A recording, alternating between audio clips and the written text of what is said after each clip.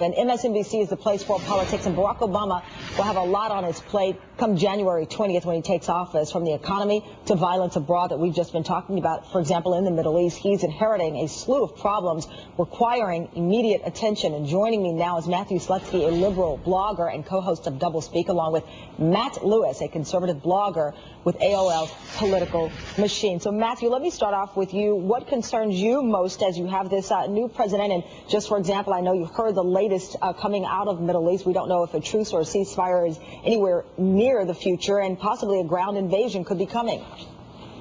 Well, what concerns me the most, 2008 was a year when Barack Obama did a spectacular thing with his campaign. He energized millions and millions of Americans, and he put out an agenda that many on the progressive side and many middle-of-the-road folks think is the right thing to do. The problem is that now we have distractions, and that's just the nature of the world, with this issue in the Middle East, with Iraq, and all the other issues he faces.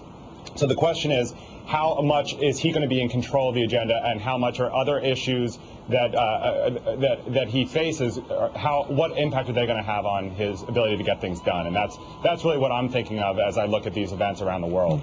And Matt, let me bring you in. Let's talk specifically about some of the things outside of the Middle East. You're talking about an economic stimulus that could be $850 million is the prediction, I think, is the latest number there. Some of the Republicans are concerned about yet another big chunk of taxpayer money here. Absolutely, and I'm very skeptical of any of these stimulus packages. I think if we were very serious about getting this economy rolling, the only thing I know that would definitely work would be cutting taxes, cutting capital gains taxes and corporate taxes. So that's going to be something that, frankly, both Republicans and Democrats are going to have to be responsible for. But Barack Obama has a chance. If the economy turns around, he'll get credit for it, but it's also going to be an uphill climb.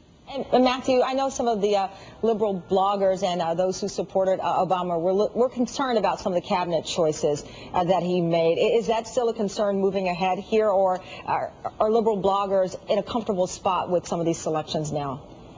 Well, I think, the Hillary Clinton selection was the one I think that a lot of people who had been hardcore Obama supporters during the primary were a little bit skeptical of.